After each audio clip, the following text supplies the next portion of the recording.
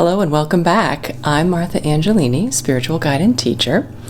And as you can see, I am in another part of my home, space being at a premium still.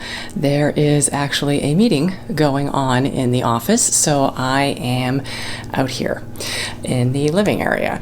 And although I am not sitting in the conversation chair, this is actually still story time. So I am going to be sharing some wisdom from the group.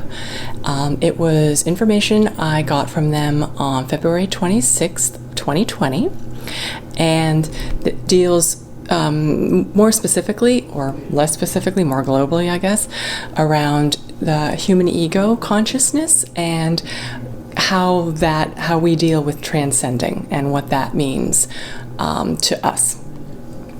So I'll start. The group actually sort of dove in, or I probably had a question I asked that I asked silently and didn't write.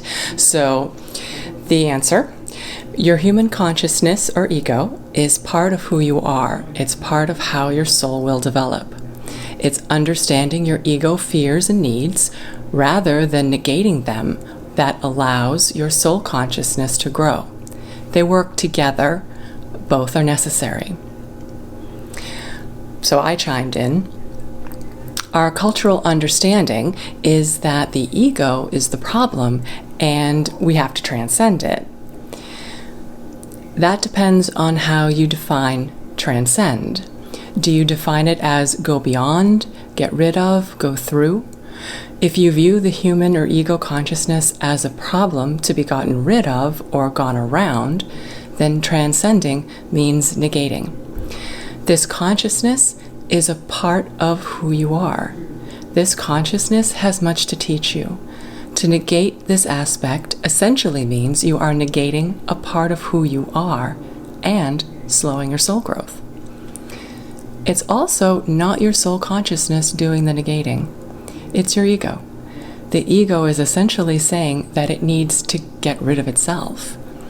Soul consciousness understands ego consciousness's value and worth, and how it needs to work with ego consciousness.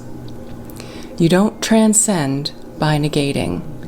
Transcending is a process of understanding and integration. It's about going in and expanding your understanding of the ego consciousness fears as a way to understand soul growth. As the soul understands more of itself and integrates that understanding through ego experience, the more ego and soul consciousness communicate as one, differentiated but working in unison.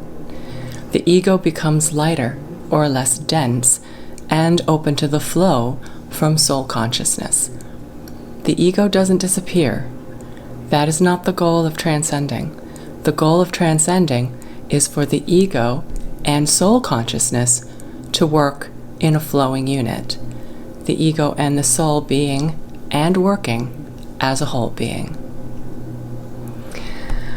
So I hope that answers some of your questions, if you had any around that, and I would actually love to hear your thoughts on what they tell me transcending really means around the ego and the soul consciousness. So thanks so much for joining me, and until next time, take care.